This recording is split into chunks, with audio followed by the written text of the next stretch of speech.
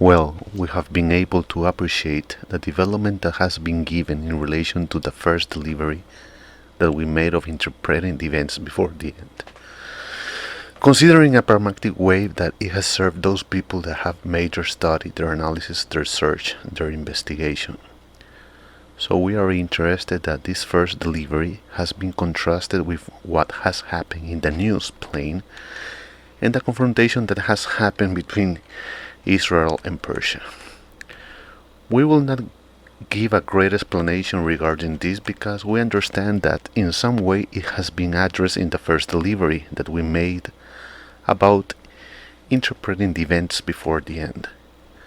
Believe that we were also able to appreciate very clearly and objectively how the Persian lion has begun to breathe. Believe that it will be interesting if in the future we can study the possibility of making a quartet of studies in relation with the prophetical figure of the Persian lion. But for now we will try not to deviate from the way that we have clearly defined. We have a series of matters that we have to address, that we are obliged to address. And in the measure that we move forward, in that measure we begin to observe that a series of edges appear or present before us, that we forcibly have to clarify, to study, and to vanish. Believe that this second delivery will allow us in some way to see these texts that are ancient, that are old, with a peculiar and particular style of writing, that will demand in some way that we will have to use tools that are no longer used, language that is no longer the normal one, the custom one, and well, a series of situations that I believe are necessary and fundamental to roll back to the moment of each prophecy. As said before, we have been able to appreciate that in the spiritual and in the prophetical plane, a new figure is searching in the prophecy that has to be considered when giving some explanation of events that are being marked and that are part of the events before the end.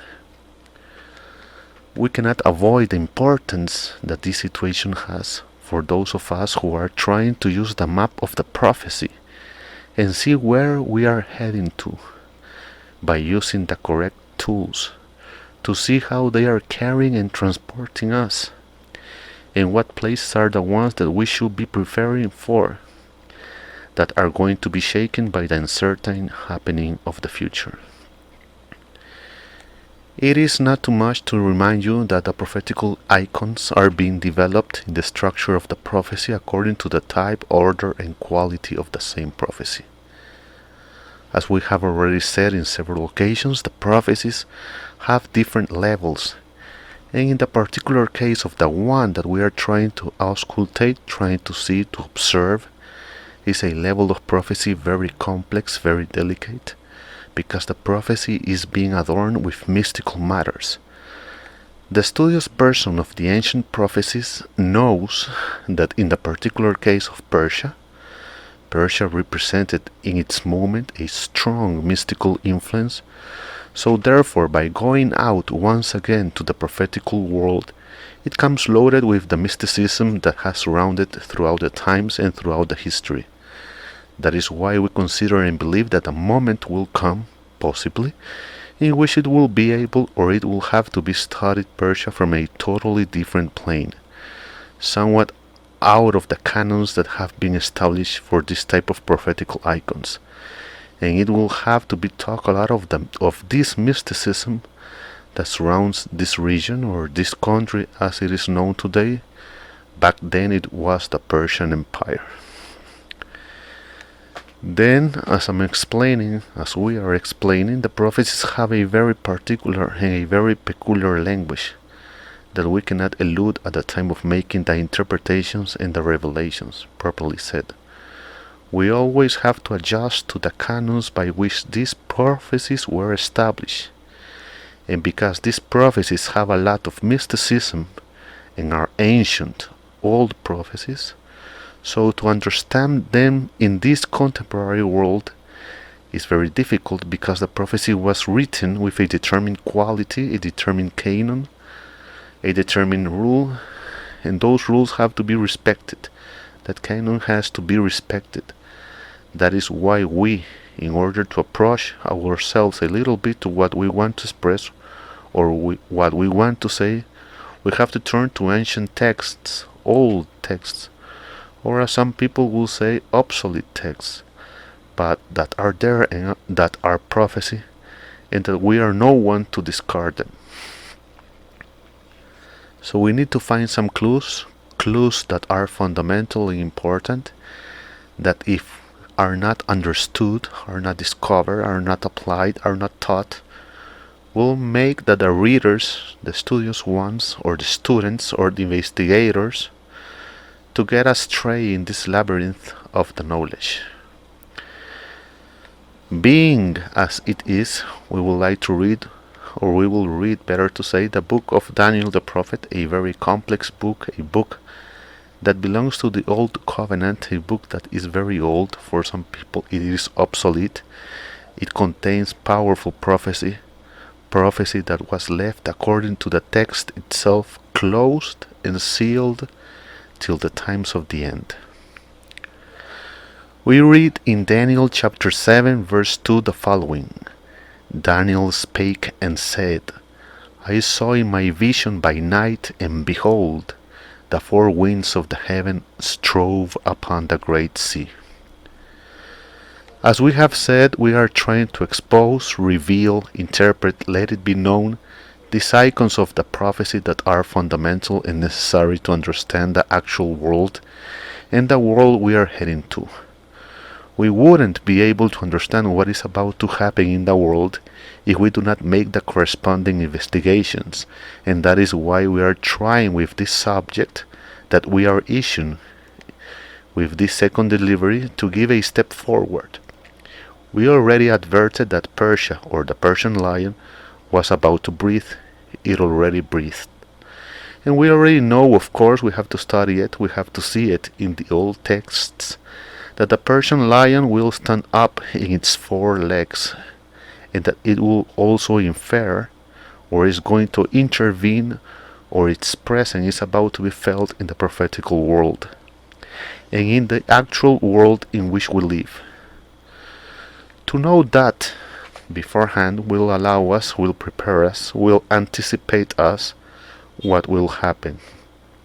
That is why I said, the one who heard, studied, analyzed, investigated the podcast number 1 of this delivery knows that what happened between Israel and Persia is a matter that has to do with prophecy, and that prophecy will take these countries to a determined encounter, to a determined situation, but it has to be studied to not fall into the deception of the pagans, of the religious ones that say that they are pastors, between quotation marks, prophets, between quotation marks, visionaries, between quotation marks, and know nothing, and are always talking that Gog, that Magog, that Ezekiel, that do not know what, that here or that there, and at the end have been incapable throughout the times because they do not have the knowledge. The knowledge comes from God. So look how interesting in this particular case the plane to which we are exposed in Daniel, because Daniel says that in a vision that he had in the night, very interesting, a night vision.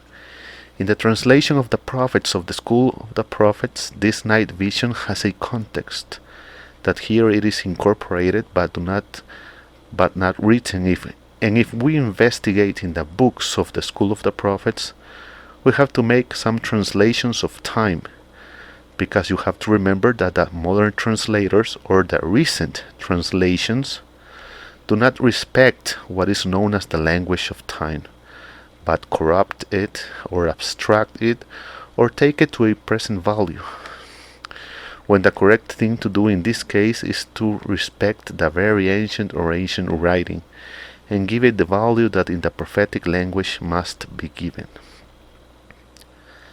Normally, the people who read these passages read them as if they were a comic, or a poem, or a story, or a book of financial education, a newspaper. Well, could say so many things and will be the same.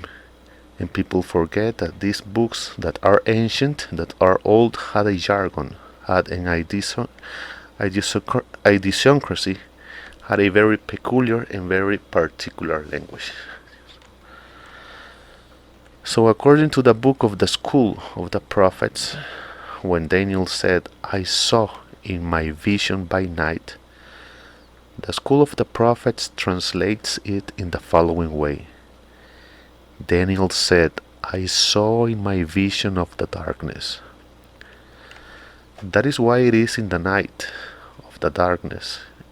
In other words, this cannot be seen as in the day, cannot be seen through the light of the day. But what happens is in the darkness.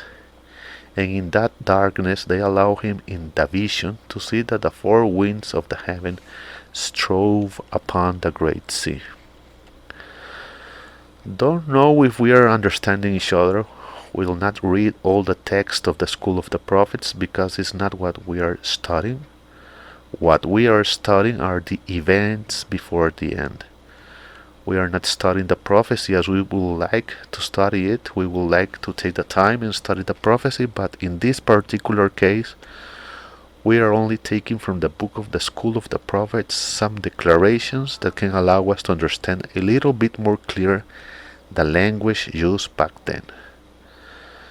So Daniel said that he saw in his vision of the darkness, the four winds of the heaven strove upon the great sea. Can you imagine the prophetic richness that is found only in these lines? Only in this scripture of Daniel, chapter 7, verse 2? And this is very important because for us it is the context that will allow us to be able to express what we are about to find ahead of us. But we cannot move forward if the people that are hearing us do not do their homework, do not investigate, do not study, do not interpret, do not understand, because the moment will come that it will serve no purpose what we are saying if you are going to get astray. So we will try to continue in the measure of possibility, taking from the book of the School of the Prophets some translations of their particularized and peculiarized tongue, to understand in its context the declarations of the prophets throughout the times. Obviously, that will mean that we will have to make great efforts, that we have to understand many things, that some investigations have to be made, but we believe that in the measure that you assume your responsibility of studying, of investigating, of analyzing, in that measure we will be able to understand each other.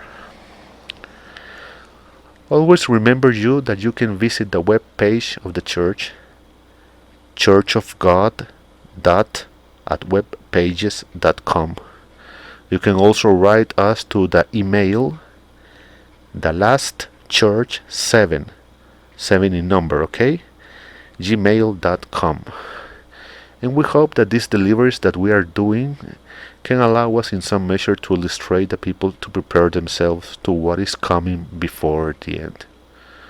Remember that we already made a classification that there are events before the end, events of the end, and events at the end of the end.